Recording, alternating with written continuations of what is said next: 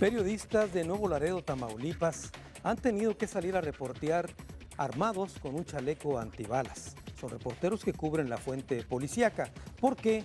Porque en esa ciudad han ocurrido varios atentados en contra de comunicadores y también contra instalaciones de diarios de ese municipio. Los periodistas tienen que salir con chalecos antibalas, tienen que salir conociendo las leyes que los rigen y que seguramente debían de protegerlos. Y también tienen que salir conociendo de protocolos de seguridad para ejercer el ejercicio periodístico, que no tendría que ser el Estado el que tendría que proveerles de las garantías para realizar esta actividad. Es una gran pregunta que hoy le haremos a un integrante de la Asociación Nacional de Periodistas de Prensa, Radio y Televisión.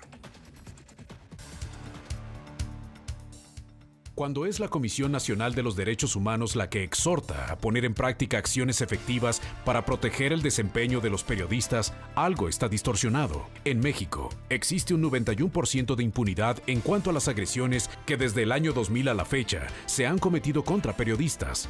De 143 casos que se tienen documentados, solo en 12 se ha dictado una sentencia condenatoria. Esto según datos de la misma Comisión Nacional de Derechos Humanos. La Procuraduría General de la República es la principal dependencia contra la que se han presentado quejas documentadas ante la CNDH por agresiones contra periodistas, seguida de la Secretaría de la Defensa Nacional, la Procuraduría General de Justicia del Estado de Veracruz y la Secretaría de Gobernación. Por lo que el sendero de esta Ruta 44 nos conducirá a elaborar una radiografía de este fenómeno social de México. Por supuesto que es una exageración tener que salir a reportear, como lo decía hace unos momentos, en las calles de Nuevo Laredo, armado con un chaleco blindado para evitar las agresiones a los comunicadores. También es una exageración tener que salir con un protocolo en la bolsa, protocolo de seguridad para salir a reportear. Saludo con mucho gusto a José Antonio Franco de la Asociación Nacional de Periodistas de Prensa, Radio y Televisión. José Antonio, bienvenido. Carlos, qué gusto. ¿Ustedes están enterados de este tipo de protocolos de seguridad en su asociación? Sí, por supuesto. Entendemos que, a la pregunta que se hace un momento, que el gobierno federal ha equivocado la estrategia de seguridad, no solamente en el ámbito periodístico, sino en general. Y lógicamente esa guerra que declara Felipe Calderón Hinojosa en el 2006 en contra del narcotráfico y la delincuencia organizada, pues genera cambios importantes en el país que repercuten en todos los ámbitos y no somos la excepción. El periodista también obviamente se ve perjudicado en este sentido. El nivel de riesgo aumenta para todos y también para los periodistas. Y como asociación, ¿ustedes qué han hecho pues para advertir de los riesgos en algunas regiones, supongo, de México? Pero me parece que es importante aclarar que no todas las regiones tienen la misma problemática. No es lo mismo hablar de Jalisco que de Guerrero, de Veracruz, de Tamaulipas, de Ciudad Juárez, y lógicamente estaríamos enfocando el tema de diferente manera. Creo que en Jalisco coincido precisamente con Jaime en el sentido de que no tenemos el mismo nivel de riesgo que sucede en otras partes de la República. Sin embargo, sí estamos enterados de lo que sucede en otras partes y que se generan una serie de medidas de seguridad. Por ejemplo, el acompañamiento entre los periodistas cuando hay que cubrir una nota periodística, independientemente de que son diferentes medios, tratar de generar esa unión por parte de los periodistas para buscar una forma de protegerse. Lógicamente, estar bien identificados, tener a la mano una credencial en caso de que se llegara a ocupar, el chaleco en casos también importantes, el chaleco antibalas, que no debería de ser una necesidad, sin embargo es algo que sucede en diferentes partes de la República Mexicana como una medida de seguridad por parte de los periodistas para evitar o para protegerse de alguna agresión. José Antonio, es irónico, ¿no? Porque los que nos formamos hace muchos años en este oficio, la primera recomendación es que nunca fuéramos a reportear, digamos, en grupo, sino que lo hiciéramos en forma individual, obvio por aquello de la exclusividad en el manejo informativo. Los tiempos han cambiado y ahora se recomienda que se vaya en grupo.